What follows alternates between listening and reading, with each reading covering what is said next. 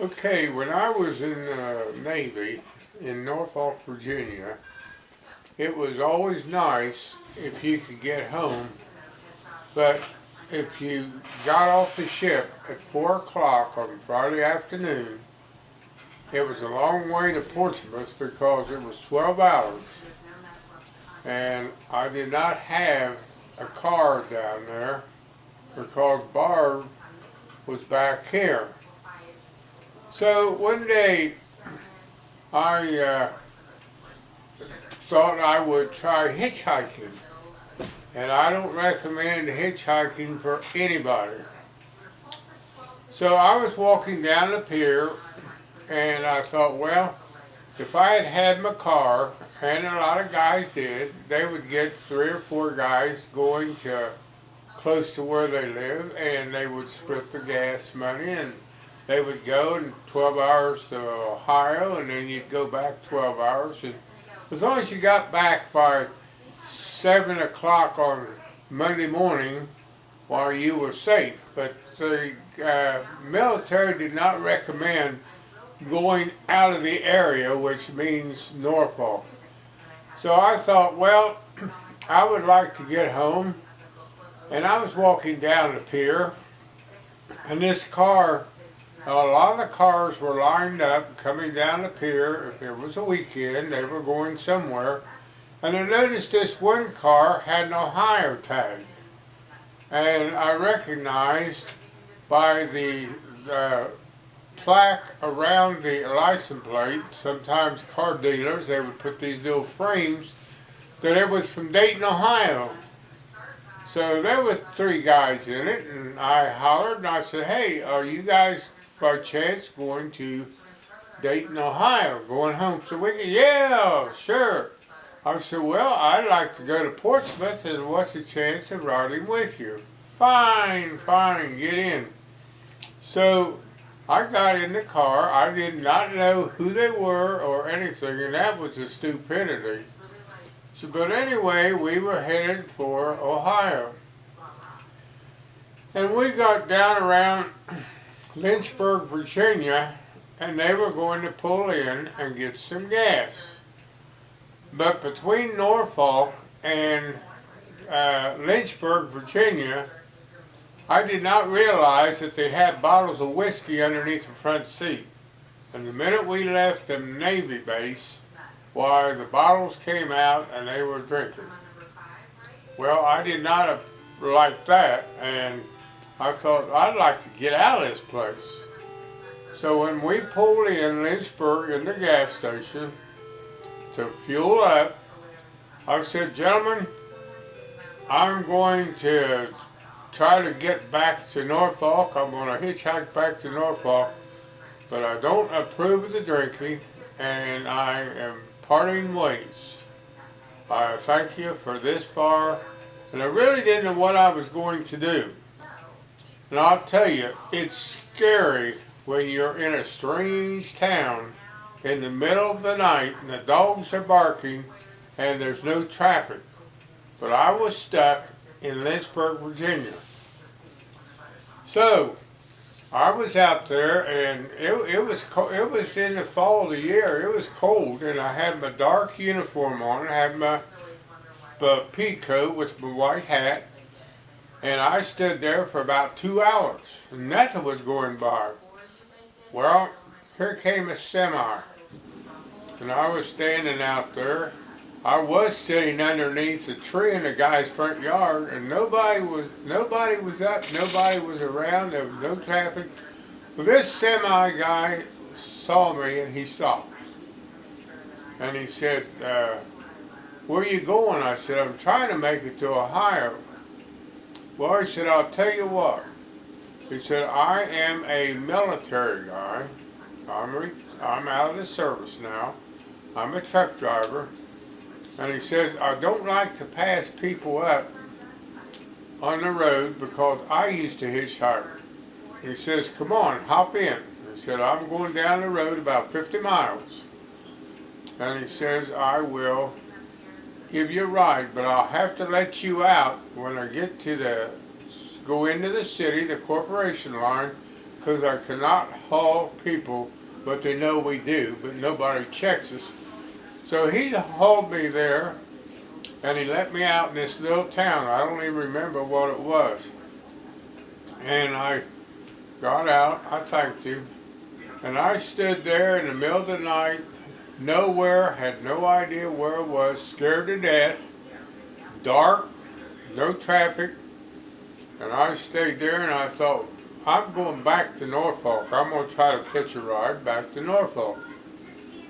Well, here comes the car, and the car stopped, and it was a middle-aged couple, and they said, "Where are you going?"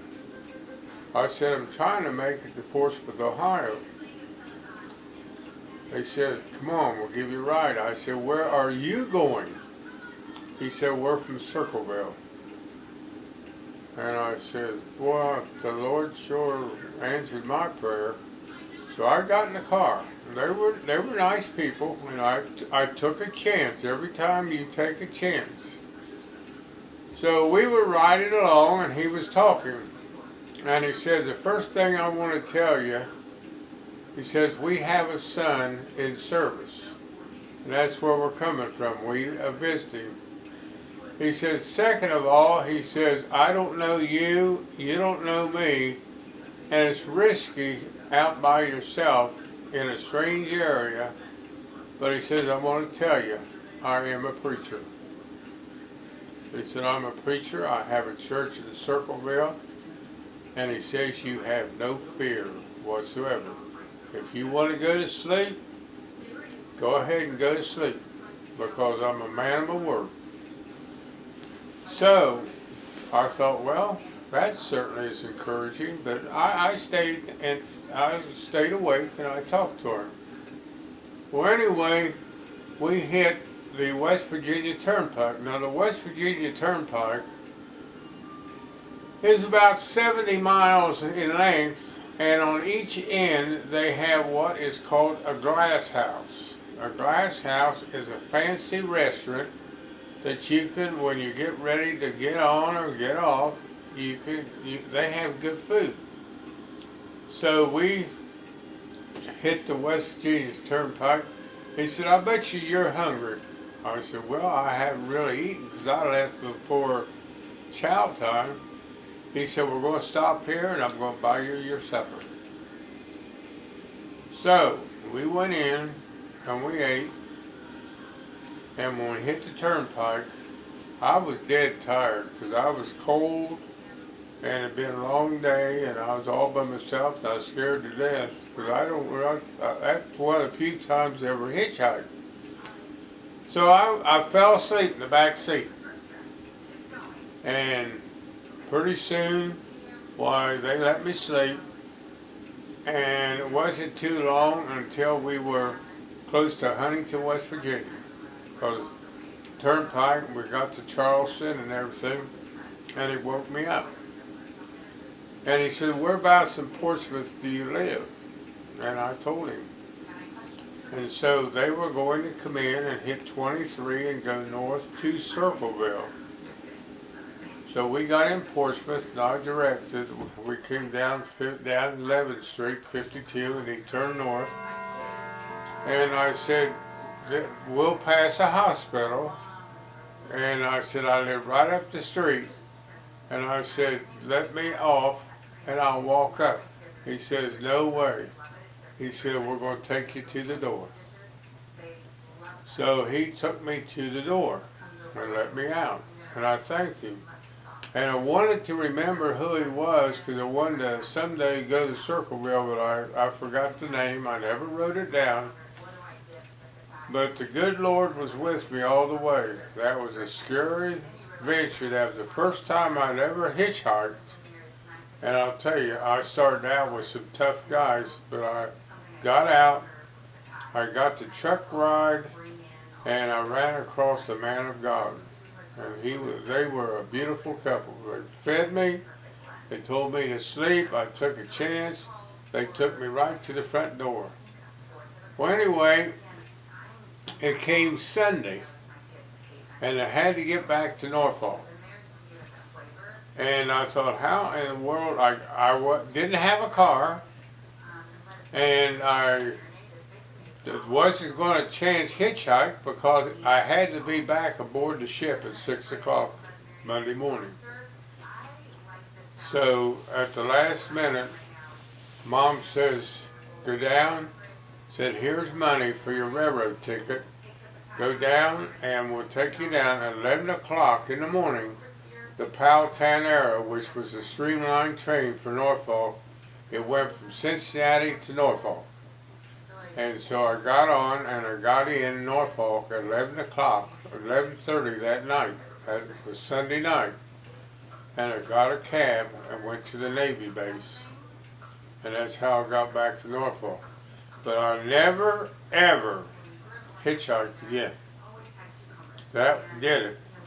But God was with me, and it was quite a venture.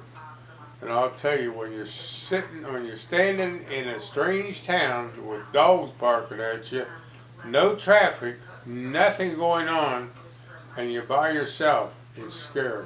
And I don't recommend hitchhiking. Okay, so you talked about the couple from Circleville, the preacher and his wife, who brought you back to Ohio, but you never saw them again. And you would like to find out who they are, right? Right. So can you give me some kind of description of them? Well, this is back in 58. Mm-hmm. So it's been a long time. And I wish I had written down his name, which I did not. He did tell me his name, and I did not get the church he was there. But he was a man of God, and he was, when in his presence you just felt at ease because you know there was no threat whatsoever. Where did they pick you up again? He picked me up around Lynchburg, Virginia. And they brought you all the way back to Portsmouth. And they were on their way from Norfolk to Circleville. They'd been down visiting their son, and I happened to be out there in the middle of nowhere, and when they picked me up, the first thing he told me was, I am a minister. You have no fear whatsoever. We are headed for Circleville.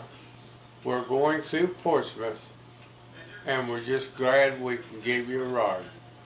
Right. And they also were nice enough that I hadn't eaten since noon, and they stopped at the glass house and bought me my supper. All right, well, we know he was a preacher somewhere in Circleville. He was visiting he and his wife were visiting their son in Virginia in 1958, right? Okay, and they brought you all the way back to Portsmouth. So maybe with that little bit of information, we can get the internet to help us out and we can find out who it was.